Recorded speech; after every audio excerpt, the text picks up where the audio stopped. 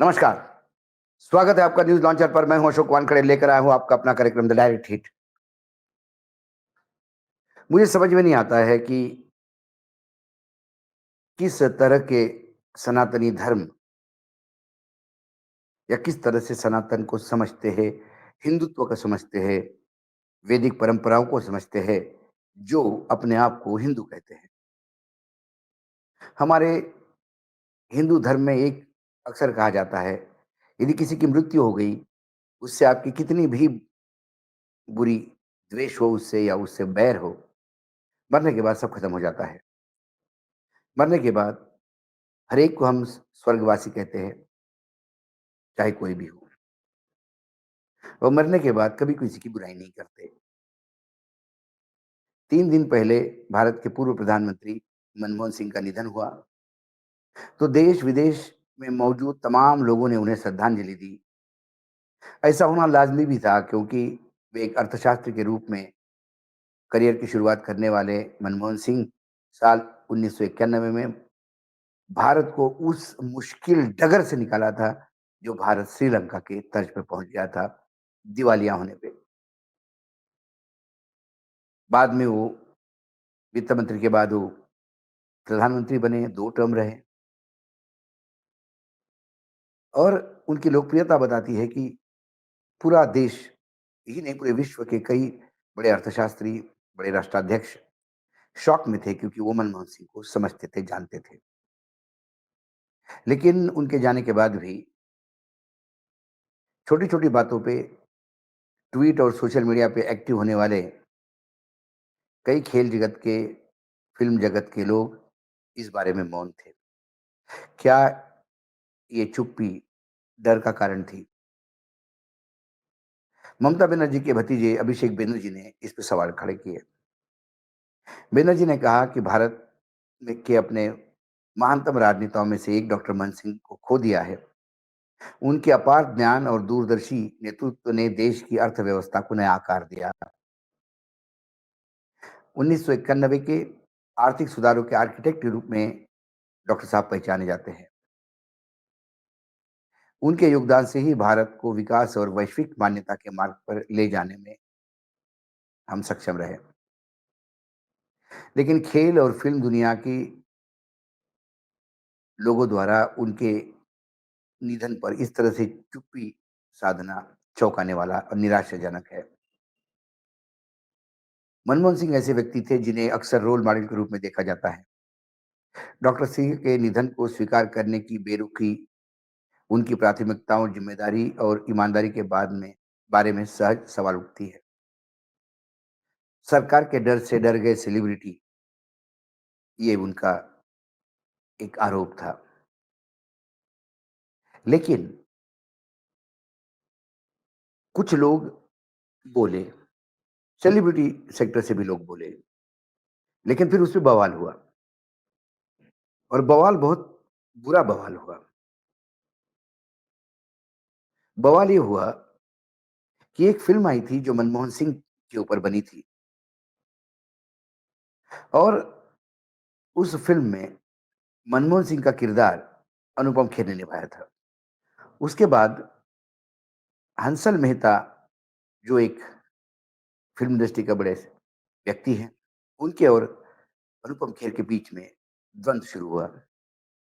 इस झगड़े की शुरुआत लेखक पत्रकार वीर संघवी के एक लेख से हुई, जिन्होंने कहा द एक्सीडेंटल अनुपम खेर ने जो फ़िल्म बनाई थी द एक्सीडेंटल प्राइम मिनिस्टर, वो एक ऐसी बुरी फ़िल्म थी जिसने मनमोहन सिंह की छवि बिगाड़ दी और बिगाड़ने का प्रयास किया।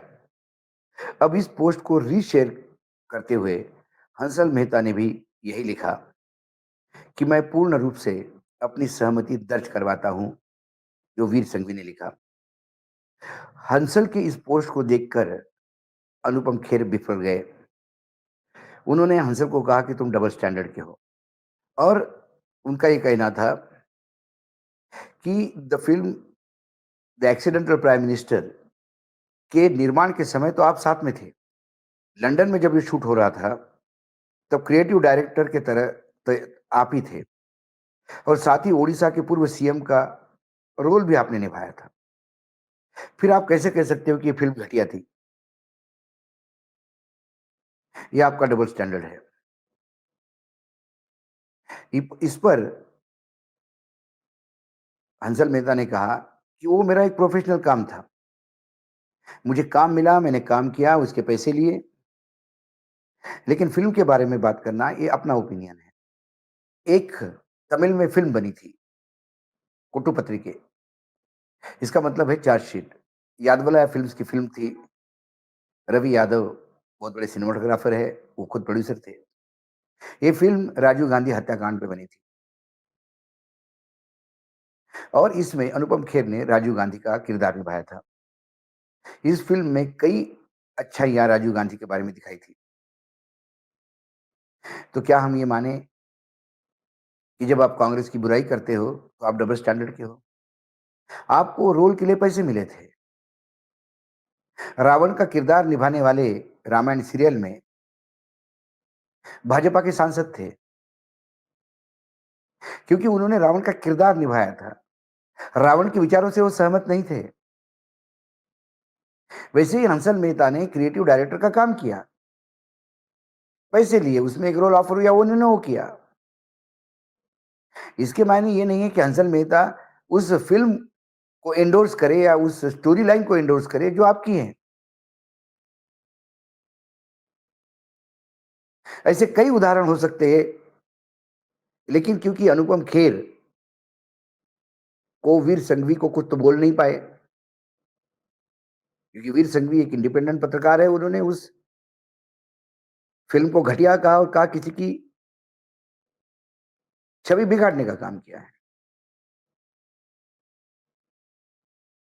लेकिन उनको कुछ कहने के बजाय जब हंसल मेहता ने उसको रीट्वीट किया, तो फिर ये उन पे टूट पड़े कि आपने डबल स्टैंडर्ड का काम किया।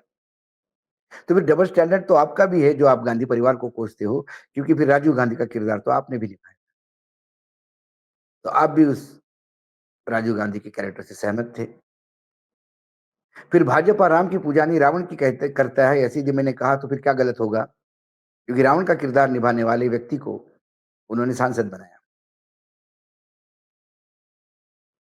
लेकिन जिसने रावण का किरदार निभाया था, उसने किरदार निभाया था, रावण के विचारों से वो सहमत नहीं थे।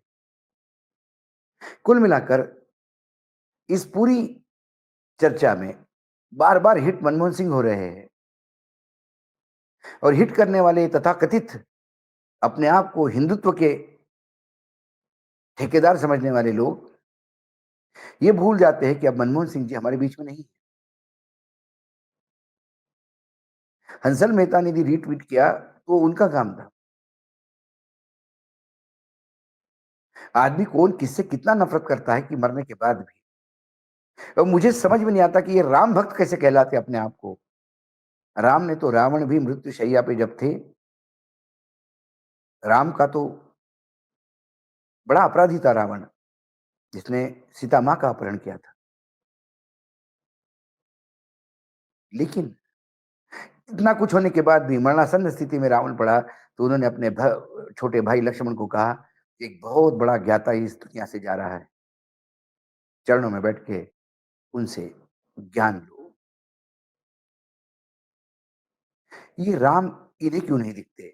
इन्हें सिर्फ राम मंदिर में और मूर्ति में क्यों दिखते हैं? सवाल अनुपम खेर से भी। फ़िल्म अच्छी या बुरी, कई एक्टर्स भी हैं जिनकी फ़िल्में बहुत फ्लॉप होती है, तो वो कहते हैं कि अरे उस फ़िल्म का ज़िक्र मत करो, बहुत बुरा लगता है। हमने बनाई थी फ्लॉप हो गई। आपको अच्छी लगी होगी, जनता ने नकारा। जनता को तो ये कहने का अधिकार है। कल तो आप कहोगे कि लाइट मैन, जिसने लाइट पकड़ी थी, वो भी फ़िल्म के विषय में फ़िल्म के साथ है। या नथुराम गोडसे का रोल अदा करने वाले उस व्यक्ति ने गांधी फ़िल्म में महात्मा गांधी के स्टैच्यू को हार क्यों पहनाया? तुमने तो गोडसे का किरदार निभाया था। उसने किरदार निभाया था, विचारधारा के साथ नहीं था। वैसे ही हंसल मेहता ने काम किया था, फ़िल्म के साथ वो नहीं थे।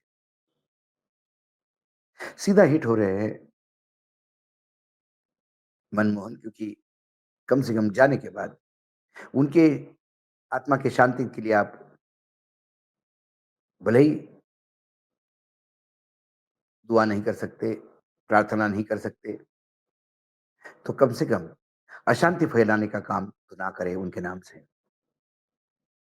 हाँ, डायरेक्ट हिट में इतना ही। कल फिर आता हूँ किसी विषय के साथ, तब तक के लिए नमस्कार। देखते रहिएगा न्यूज़ लॉन्चर।